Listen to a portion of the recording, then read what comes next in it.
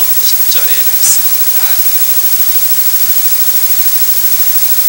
제9시 기도 시간에 베드로와 요한이 성전에 올라갈새 하면서 못 벗게 된 이를 사람들이 메고 오니 이는 성전에 들어가는 사람들에게 구걸하기 위하여 날마다 미문이라는 성전문에 두는 자라.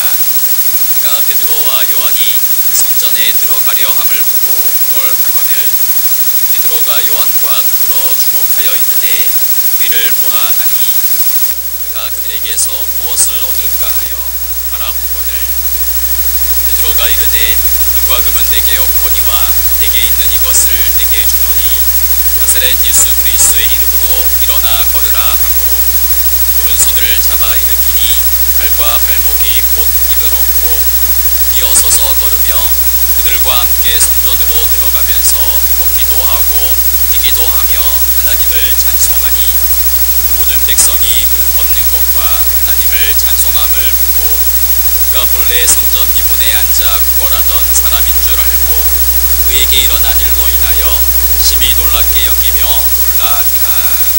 아멘. 보통 사람들은 이제 저마다 착각 속에 빠져서 산다고 하죠.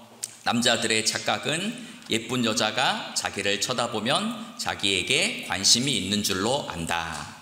뚱뚱한 사람들의 착각이 있다고 하죠. 살만 조금 빼면 예뻐질 줄 안다. 그 다음에 우리 초등학생들의 착각이 있다고 합니다. 조금만 공부하면 서울대에 들어갈 줄 안다. 아기들의 착각도 있다고 하죠. 울면 다 되는 줄로 안다. 그 다음에 엄마들의 착각도 있다고 하죠. 자기 애가 머리는 좋은데 공부를 안 해서 공부를 못한다. 시어머니의 착각도 있다고 하죠. 아들이 결혼을 하고도 부인보다 엄마를 먼저 챙기는 줄 안다. 노인들의 착각도 있다고 합니다. 자기는 젊은 시절에 안 그런 줄 안다.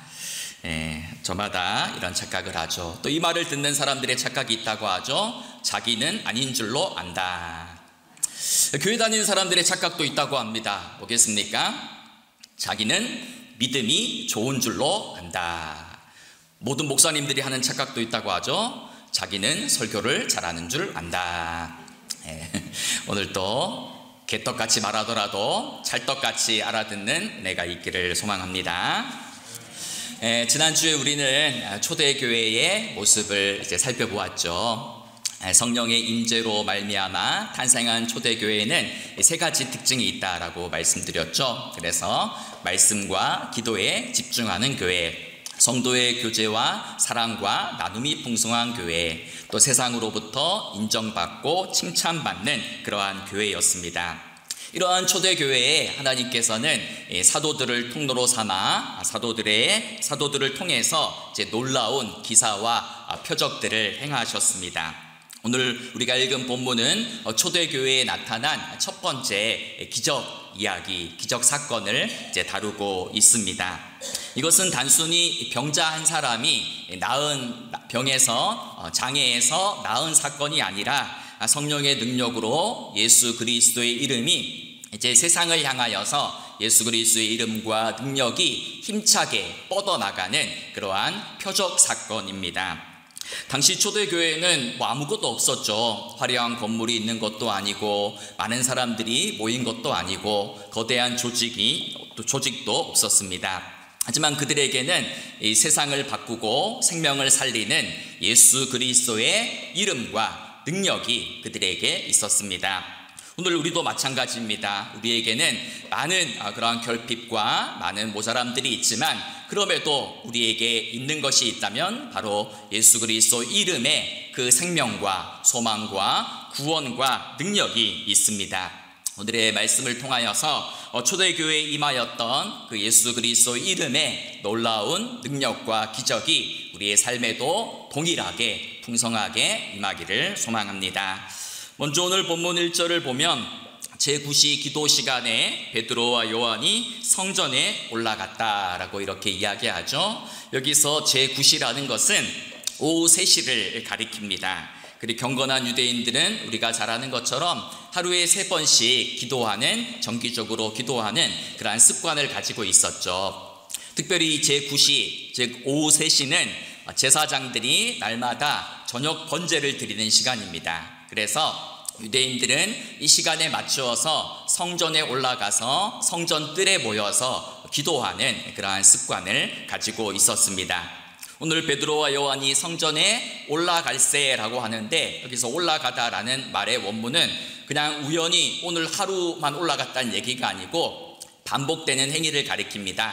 즉 베드로와 요한이 날마다 정기적으로 성전에 올라가서 기도했고, 그 기도 속에서 성령의 능력을 덧입고 또 그 기도 속에서 바로 예수 그리스도의 이름에 놀라운 능력이 드러나게 되었다라는 것이죠. 여기서 우리는 중요한 교훈을 발견할 수 있죠. 하나님의 능력과 역사는 어느 날 갑자기 번쩍하고 임하는 것이 아닙니다. 베드로와 요한이 정기적인 기도의 자리를 꾸준히 지켰기 때문에 그 기도의 자리에 하나님의 능력이 임한 것이죠.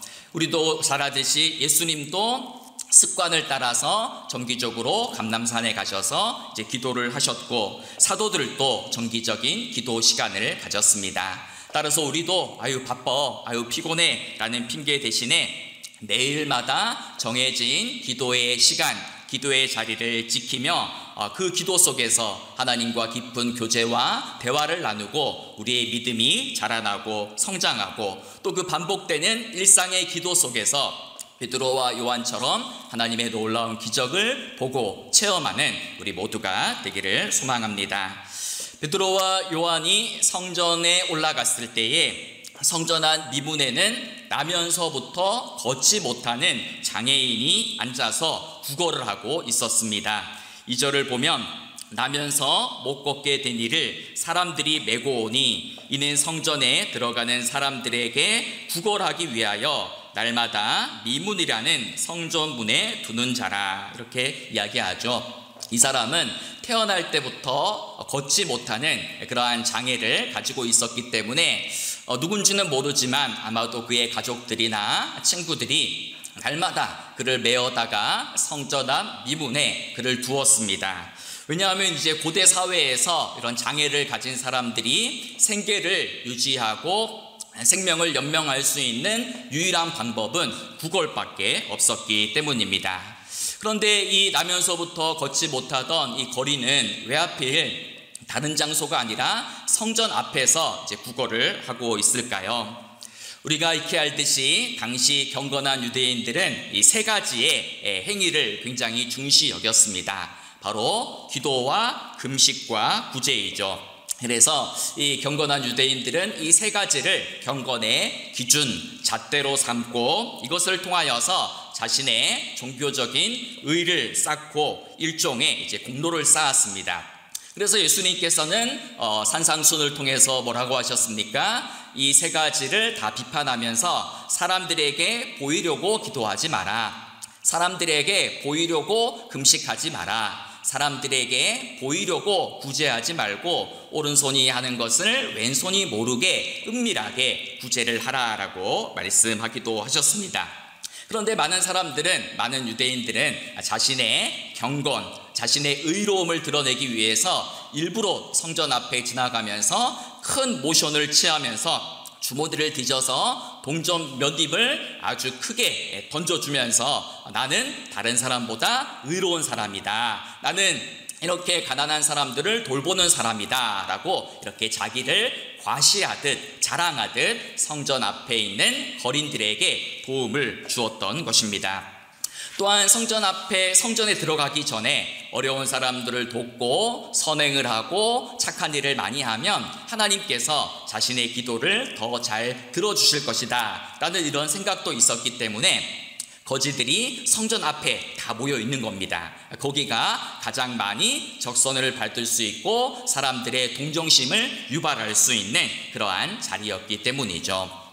오늘 성경은 그 거린이 앉아있던 그 성전 문의 이름을 미문이다라고 이렇게 이야기하죠. 미문은 아름다운 문이다 라는 뜻입니다. 당시 이제 성전에 들어가는 문이 이제 8개의 통로가 있었는데 이 미문이 정확히 어디 있는 문인지는 학자들마다 조금 이견이 있습니다. 그런데 대부분의 학자들이 이야기하기를 아마도 이 문은 값비싼 고린도의 청동으로 만들어진 굉장히 웅장한 문이었고 금과 은으로 화려하게 장식이 되어 있었다라고 이렇게 이야기합니다. 금과 은으로 빛나는 가장 화려하고 가장 웅장하고 아름다운 미문 아래 세상에서 가장 추하고 가난하고 비천한 사람이 구걸하고 있는 아이러니한 그러한 장면을 우리가 떠올릴 수 있습니다. 여러분, 사람들이 성전을 찾는 이유는 뭐죠? 예배하고 기도하기 위해서 성전에 올라갑니다. 그런데 오늘 이 거리는 성전 가장 가까운 곳, 성전 입구에 있었지만 정작 성전 안에는 들어가지 못했습니다. 왜냐하면 당시에 이제 몸에 장애가 있는 사람은 성전에 들어갈 수 없다라는 그러한 율법의 규정이 있었기 때문이죠. 사도행전 4장 22절에 보면 이 사람의 이름은 알 수 없는데 이 사람의 나이를 약 40여 세나 되었다라고 이렇게 이제 보도를 하고 있죠. 성경 기자가 이 사람의 이름이 아닌 나이를 밝히는 것에는 어떤 이제 숨겨진 의미가 있습니다. 40이라는 숫자는 성경에서 자주 등장하는 숫자죠. 특별히 이스라엘 백성들이 불순종하며 광야를 방황했던 그 시간이 바로 40년입니다. 그래서 이 40이라는 숫자를 통해서 성경 기자는 비유적으로 이야기하는 겁니다. 이 거리는 물론 한 사람의 병자일 수 있지만 이 거리는 동시에 예수 그리스도를 못 박아 죽이고 하나님의 아들을 거절하고 거부한 유대교와 성전을 상징적으로 나타내고 있다라는 것입니다.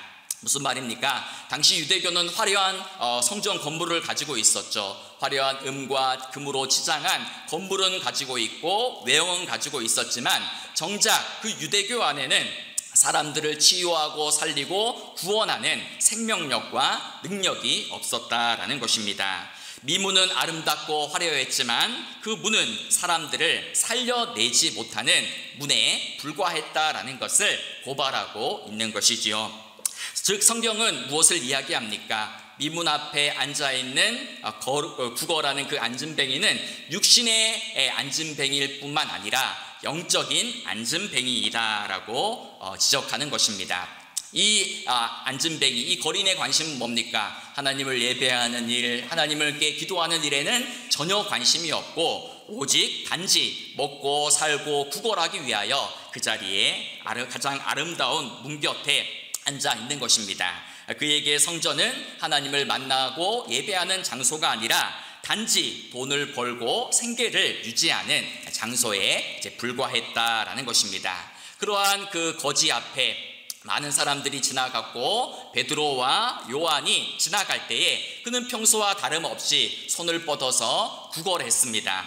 그런데 바로 그때 베드로와 요한이 그 거지를 주목했다라고 이야기하죠. 오늘 본문 4절을 보면 베드로가 요한과 더불어 주목하여 이르되 우리를 보라라고 이렇게 이야기했습니다. 여기서 주목하다라는 것은 꿰뚫어 보다라는 그러한 이야기이죠. 사실 베드로와 요한은 그날만 우연히 성전에 올라간 게 아니죠. 매일 성전에 올라갔습니다. 매일 성전에 올라갔기 때문에 매일 그 앞에서 구걸하는 거지도 보았을 것입니다. 그런데 그날은 달랐다라는 것입니다. 성령을 경험하고 성령의 임재로 충만해진 베드로와 요한이 성령으로 충만해지자 매일 스쳐 지나가던 그 거지가 새롭게 눈에 보였던 것입니다. 단순히 불쌍히 여기는 동정심이 들었던 것이 아니라 그 거지의 절망, 그 거린의 아픔, 상처, 영적인 피로가 눈에 보였다라는 것이죠. 여러분, 이것이 바로 이 성령 충만한 사람의 특징입니다. 즉 성령으로 충만하면 하나님의 마음과 눈으로 세상과 사람을 새롭게 바라보고 인식한다라는 이야기죠. 그래서 우리가 이전에 성령의 여러 가지 은사 가운데 어떤 은사가 있다고 말씀드렸죠? 알아차림의 은사가 있다라고 말씀드린 적이 있습니다.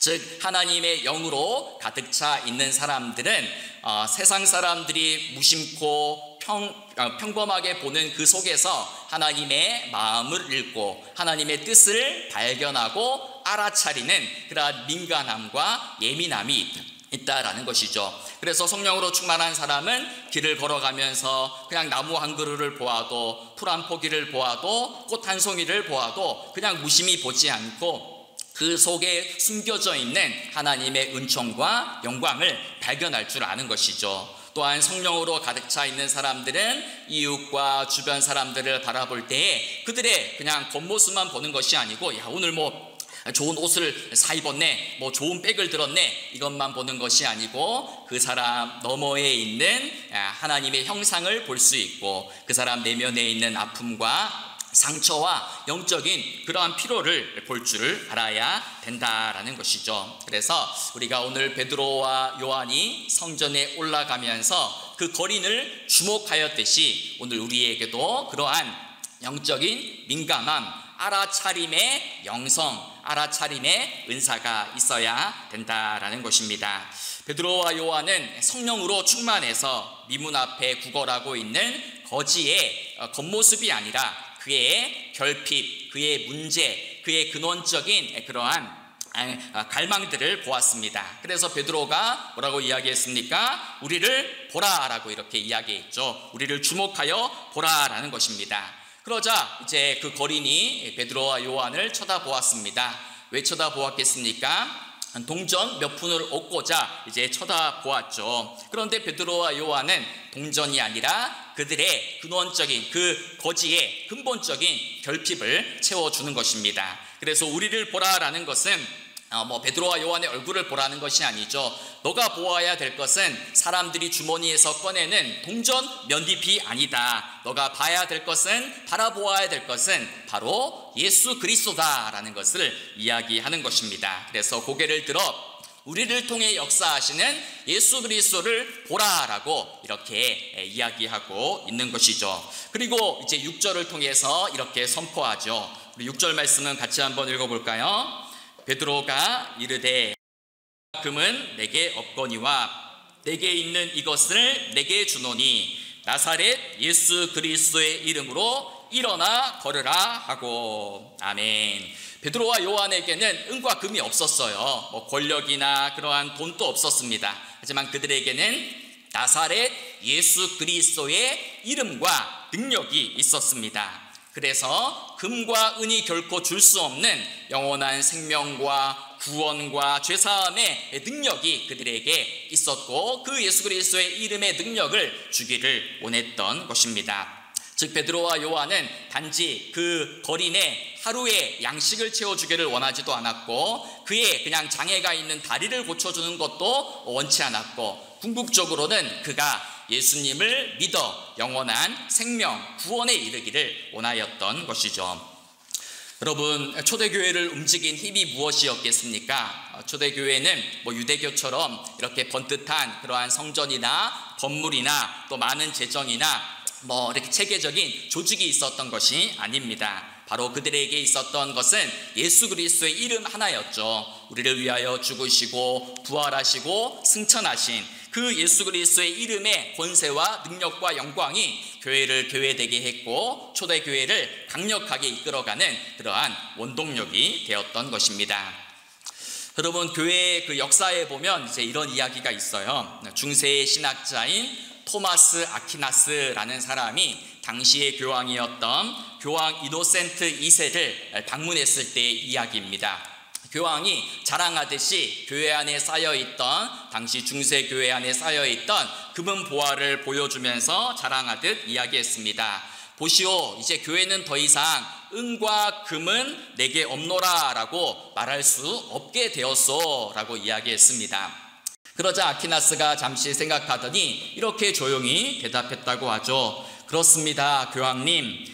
그러나 이제 교회는 나사렛 예수 그리스도의 이름으로 일어나 걸으라 라고 말할 수도 없게 되었습니다 라고 이렇게 이야기했다는 일화가 있습니다. 이것이 무슨 이야기입니까? 중세교회는 화려한 첨탑을 자랑하고 많은 그러한 물질과 재정을 자랑하고 물질적인 번영을 누렸지만 결국 그 교회, 중세교회 안에는 예수 그리스도의 이름의 생명과 능력이 없었다라는 그러한 뼈아픈 지적입니다. 여러분, 오늘 우리 시대의 교회들은 어떠합니까? 교회들이 굉장히 많이 있죠. 많은 교회들은 어떠합니까? 혹시 예수 그리스도의 이름보다도 은과 금을 더 좋아하고 의지하고 있지는 않습니까? 그리고 오늘 우리는 또 무엇을 기대하며 이곳 예배당의 성전에 나왔습니까? 하나님을 바라보고 하나님의 은혜를 기대하며 나왔습니까? 아니면 어떤 세상적인 은과 금을 기대하고 또 나의 어떤 삶에 있는 그러한 세상적인 문제가 해결되기만을 바라며 오늘 이곳에 나오셨습니까? 우리는 은과 금이 아니라 오늘 예배를 통하여서 내가 단지 내 삶의 문제가 해결되고 어려움이 해결되고 병이 낫고 이것만 기대하는 것이 아니라 예수 그리스도를 바라볼 수 있어야 됩니다. 왜냐하면 우리들의 근원적인 문제, 우리들의 근원적인 배고픔, 우리들의 근원적인 그러한 모든 어려움은 오직 예수 그리스도만이 해결해 주실 수 있기 때문입니다. 그렇기 때문에 우리도 나사렛 예수 그리스도의 이름만을 붙들고 의지하며 살아가야 됩니다. 그 예수님의 이름 안에 참된 구원이 있기 때문이죠. 예수님 이름 안에 생명이 있고 예수님 이름 안에 치유가 있고 예수님 이름 안에 용서가 있고 예수님 이름 안에 우리가 살 길이 있기 때문입니다. 바라기는 저와 여러분 우리 모두가 날마다 이 나사렛 예수 그리스도의 이름을 붙들고 그 이름이 주는 풍성한 능력을 힘입어 살아가는 우리 모두가 되기를 소망합니다. 베드로가 나사렛 예수 그리스도의 이름으로 이제 선포를 하고 베드로가 몸을 굽혀서 그 거린의 오른손을 잡아서 일으켰습니다. 그러자 어떤 일이 일어났습니까? 본문 7절의 보도처럼 오른손을 잡아 일으키니 발과 발목이 곧 힘을 얻었다라고 이야기하죠. 태어나면서부터 한 번도 걸어본 적이 없었던 사람, 스스로의 힘으로는 일어설 수 없었던, 자립할 수 없었던 그 거지가 예수 그리스도의 이름의 능력으로 발과 발목에 힘이 생겨 일어나게 되었던 것입니다. 이것은 단지 그 순간의 기적이 아니고 사실 수백 년 전에 이사야 선지자가 예언했던 그 예언의 성취가 이루어지는 것입니다. 이사야 35장 5절에서 6절에 보면 그때에 즉 예수 그리스도께서 오시면 메시아가 오시면 그때에 맹인의 눈이 밝을 것이며 못 듣는 사람의 귀가 열릴 것이며 그때에 저는 자는 사슴같이 뛰게 될 것이다 라고 이사야 선지자가 예언을 했는데 그 예언이 지금 성취되고 있는 것입니다. 메시아가 오시면 예수님이 오시면 성령님이 임하시면 걷지 못하고 다리를 절던 자가 일어나서 사슴처럼 뛰게 될 것이다 라는 그러한 예언이고 그 예언이 지금 성취되고 있는 것입니다. 즉 이 거리는 절망 속에서 또 사람들의 외면 속에서 죽은 자와 방불한 삶을 늘 살고 있었는데 예수 그리스도의 부활의 능력과 성령의 능력으로 그가 지금 일어나게 된 것이다. 다시 살아나게 된 것이다. 다시 부활하게 된 것이다 라는 것을 말해주는 그러한 본문입니다. 그리고 이제 막 걷기 시작한 사람이 가장 먼저 한 행동이 뭡니까? 기뻐가지고 사슴처럼 뛰어서 집에 돌아갔습니까? 아니죠. 오늘 본문 8절에 보면 이렇게 이야기합니다. 뛰어서서 걸으며 그들과 함께 성전으로 들어가면서 걷기도 하고 뛰기도 하며 하나님을 찬송하니 이렇게 이야기하죠. 즉 발과 발목에 새 힘을 얻었던 사람은 야 드디어 나왔구나 이제 내가 하고 싶은 대로 살아야지 이렇게 했던 것이 아니라 가장 먼저 건강해진 두 다리를 가지고 성전 안으로 들어가서 성전 안에서 벅찬 감격을 가지고 그 성전을 향하여 뛰어가며 하나님을 찬송했다라는 것입니다. 일평생 성전 문 앞에서 구걸하던 인생에서 이제는 하나님을 예배하는 인생, 하나님을 찬양하는 인생으로 바뀌게 되었다라는 것이죠. 그래서 성경 기자는 태어나면서부터 걷지 못했던 이 장애인의 육체적인 질병만 나은 것이 아니고 이 사람이 영적인 구원과 회복을 받았다라는 것을 강조하고 있는 대목입니다. 매일마다 먹을 것만 찾던 인생, 은과 금만을 구걸하던 인생에서 이제는 하나님을 찾는 인생, 하나님을 예배하는 인생이 된 것입니다. 기도하지 못하던 자가 기도할 수 있고 찬송하지 못하던 자가 입을 열어 하나님을 찬송할 수 있는 것, 그것이 바로 진정한 복음의 기적이고 예수님이 일으키시는 생명의 능력이다라는 것이죠. 그러자 이를 직접 지켜본 사람들이 의아해하죠. 야, 아니 저 사람은 매일마다 성전 문 앞에서 구걸하는 거지인데 어떻게 해서 저렇게 다리가 나아가서 뛰어서 다니며 하나님을 찬송하는가, 이렇게 의구심으로 그 사람들을 바라보았을 때 베드로와 요한이 뭐라고 이야기했습니까? 베드로가 이렇게 이야기하죠. 이스라엘 사람들아, 이 일을 왜 놀랍게 여기느냐? 우리 개인의 경건과 권능으로 이 사람을 거꾸게 한 것처럼 왜 우리를 지금 주목하고 있느냐? 이 사람이 낫게 된 것은 우리의 능력이 아니라 너희가 십자가에 못 박아 죽였으나 하나님이 다시 살리신 나사렛 예수 그리스도의 이름이다. 예수 그리스도의 이름이 이 사람을 온전히 낫게 하였다라고 이렇게 선포하였던 것입니다. 여러분, 오늘 본문의 이야기는 그냥 과거의 기적, 과거의 사건으로만 끝나지 않습니다. 오늘도 예수님의 이름에는 동일한 능력과 권세와 생명력이 있는 줄 믿습니다. 예수님의 이름은 오늘도 절망 가운데 주저앉아 있는 우리를 다시 일으켜 세우는 소망의 이름입니다. 예수님의 이름은 오늘도 육신의 질병으로 아파하고 신음하는 우리를 고치고 살리는 치유의 이름입니다. 예수님의 이름은 죄 가운데 빠져 방황하며 근심하며 갈 바를 알지 못하는 자에게, 우리에게 참된 생명을 주는, 구원을 주는 구원의 이름, 영생의 이름입니다. 또한 예수님의 이름은 매일마다 무엇을 먹고 마실까 입을까의 문제로만 갇혀있는 우리들에게 참된 생명의 길을 보여주는 능력의 이름입니다. 이 예수님의 이름을 붙들고 우리도 안진뱅이의 신앙에서 일어나서 예수님의 이름과 능력과 영광을 선포하는 그러한 인생으로 변화되기를 간절히 소망합니다.